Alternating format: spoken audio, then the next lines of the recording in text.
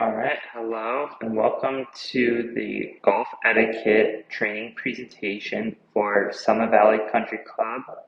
My name is Drew Romine, and I will be the presentator for this presentation. So, just getting right into it here.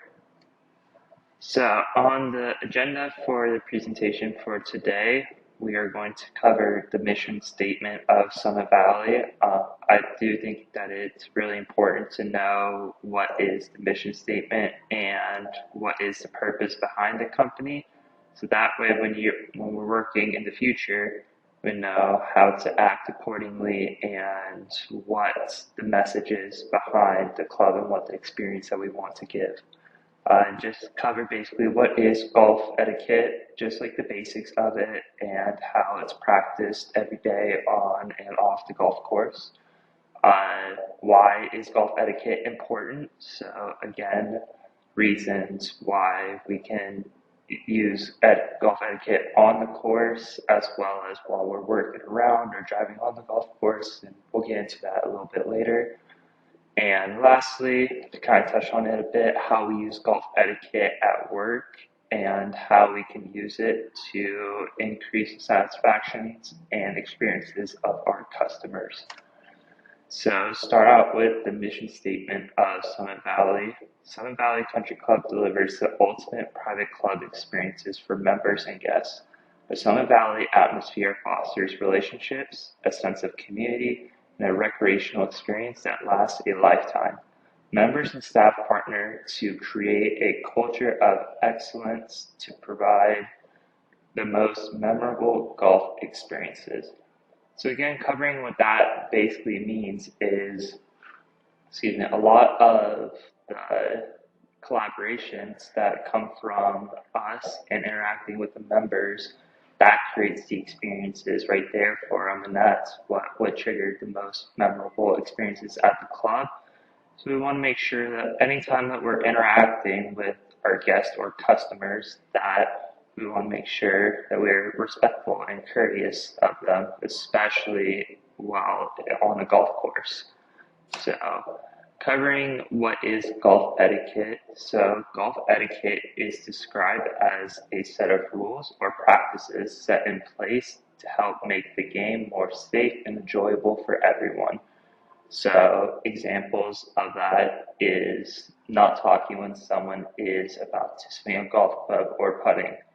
In the golf world, it's considered a big sign of disrespect when you are talking when someone else is swinging, because when the person's trying to swing, they're trying to focus as much as they possibly can on making good contact with the ball, and talking in the backswing sometimes throws off people's train of thought. Similar to that on the putting green is when people are putting, you make sure that you are standing still and not talking. Just make sure that they're really focused on that putt and you're not distracting them at all. And also going with that, when you're on the putting green, walking around the putting green, there's something called a line, which is where the golf ball is to where the hole is. That line is known as the player's line, or the line that the player will putt their golf ball on. And by any means, you do not want to step on that line, because a lot of the time when we wear golf shoes or something like that, it makes an indent in the green and can throw off the putt and change it how the putt rolls. And some people do get really upset by that, so we want to be cautious not to do that basically. So, and also lastly, just anytime the first person from the hole always goes first. Big safety thing for that, because you don't want to be up all the way by the green about to hit your chip and then someone's 50, 100 yards behind you trying to hit on, because that would be very unsafe for you. We don't want to cause any injuries out there. And lastly, the player with the lowest score on the last hole gets to go first on the next hole. This in the golf world is what we call honor system. This happens a lot more at major golf tournaments and stuff like that.